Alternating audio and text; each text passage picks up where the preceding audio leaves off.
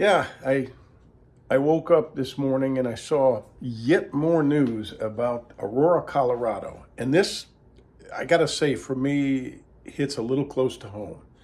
Um, when I was a boy, my mother was always running from something, and we hopped in the Bonneville, in like a 1970 Bonneville car, and drove to Denver, Colorado. We stayed in my grandmother's basement, or my great aunt's basement, and then we found a dwelling in Aurora, Colorado. And Aurora, Colorado is under siege more or less right now. And I don't know if you've heard about this, but thank your border czar, Miss Kamala Harris. The Biden Harris administration has done such a good job with letting in illegals, and as Trump said, many criminals. You remember how highly critical people were of Trump when he was saying that rapists and murderers were going to be coming through the border, or were coming through the border. Well, he was right, and they were obviously let in to be a large voting bloc. This is obviously your administration, your Biden-Harris administration, bringing in, importing voters and paying them to come, paying them to stay here. And they have created a sanctuary city of Denver. So I'm just bringing this up in case you haven't noticed, in case you haven't heard the news. Pay attention to this. Look it up. I was on Google Street View, and I actually found the apartment building, and I'm looking. It's so weird to use this tool.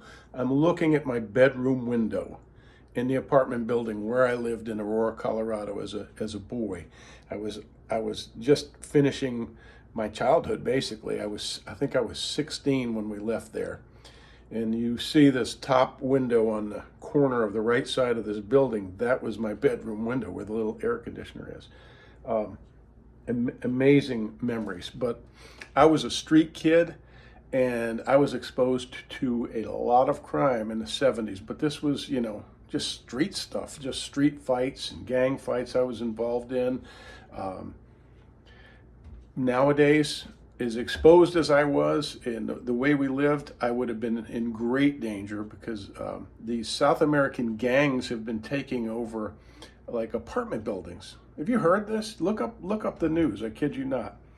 So it's very unsafe right now, and the irony, the craziness that is occurring, to hear Kamala say that she's going to start dealing with the border now. She just thought of this. Like the Biden-Harris administration has recognized a problem, right? Trump has been complaining about this the whole time. He was trying to build a wall, and everybody was criticizing him. Now I think I'm hearing Kamala wants to build a wall. All the things she's promising that she could have done and should have done, and the problems that she was making, she's now going to solve. Isn't it kind of like the pharmaceutical companies? They create problems to solve. They're in lockstep. But they can't really handle this right now because they're so busy bringing new indictments against Trump, right? I don't understand how the far left or the left cannot start to recognize what's going on. People say, I'm not going to vote for a felon. Well, he's only got these convictions because he was railroaded through this, obviously. Obviously, this is an assassination. It's a political and physical assassination attempt. They've done everything they can do to try to get rid of this guy who wants to solve problems. Apparently, it's obvious to me. There is a lot of good in this person. He actually wants to solve problems. These people are just vicious criminal animals masquerading as good people, which they are not. People need to wake up to the fact that these are vile, evil people. They're damaging our country. They're selling out our country, and they're criminals. They're the ones who should have the felony convictions. They're the ones that should be in prison. Did you watch the DNC? Can you watch that and seriously enjoy and love these people? They are profoundly elite. They're begging billionaires for millions. They've raised $500 million, right? These people are despicable. They are the deplorables. This is the playbook of the left. They call the right everything that they are. They are the rich elitist. They don't care about you. They cannot possibly relate to the common man and woman and family. These people live so lavishly beyond as to be beyond your imagination. This is how they live, and they're telling you how to live and how to be humble and how to be modest and thankful for what you have. These are socialist fat cat dictators at their finest, and you are applauding them and loving them and saying these people have my back and these people have your back. No, they have their own pocketbooks that they care about, their riches, their wealth. We are a constitutional republic. We need to recreate a meritocracy. Meritocracy, where people are moved into positions of power and influence based on their ability, on their merit alone, not their connections and not their money. You get it? We need a woman or a person of color or both to be president. What are we choosing a wardrobe? Are we color coordinating an apartment?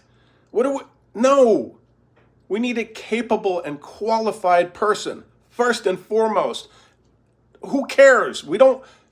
Intelligent people are not looking for a certain sex or a certain color. They're looking for a leader to lead one of the greatest countries in the world, what used to be the greatest country in the world until the far left got control. We're falling into a socialist cesspool now. Wake up, people. This is truly deplorable. Pick up some of the highlights from this. It's disgusting. These are not good people. These are clearly degraded, base human beings. So I wanted to bring this to your attention. I think it is something critical to watch out. These sanctuary cities are posing great dangers, and there are a lot of very bad things happening thanks to this administration, and they are lying to you. They are actively endangering people and lying to you, and they're creating problems that they claim they will solve. So check it out. Go look at your news outlets if you can find any decent news outlets, and look up Aurora, Colorado, and the Venezuelan gangs, the South American gangs. People are sleeping in their cars because they're afraid to go home because these gangs are taking over their apartment buildings. I wonder how the apartment building is that I lived in as a youngster. So anyway, just wanted to share that with you if you haven't seen it yet. Check it out. Thanks for watching.